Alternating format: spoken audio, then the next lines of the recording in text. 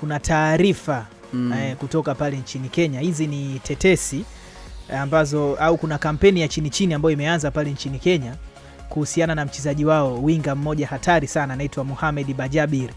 Ana umri wa miaka 22, ni raia wa Kenya mwenye asili ya Yemen, kwao Mombasa, lakini amekulia kwenye academy moja pale jijini Nairobi.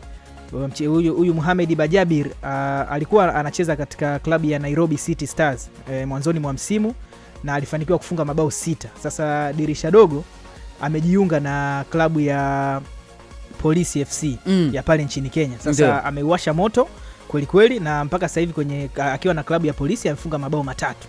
Sasa ndo kwa mara ya kwanza ameitwa national team ya Kenya. Mechi yake ya kwanza ilikuwa ni dhidi ya Gambia ambao walitoka sare ya mabao 3-3. Ndio. Na Bajabir alifunga bao 1. Na jana pia kwenye mchezo ambao wamefungwa 2-1 dhidi ya Gabon pale Nyayo Stadium Kenya, alionyesha kiwango kizuri. Sasa waandishi wa habari nchini Kenya wanataka mchezaji wao asajiliwe na klabu ya Yanga, na wanamposti, na kuna baadhi ya picha zimeanza kueditiwa wakiwa wamemvalisha jezi ya Yanga.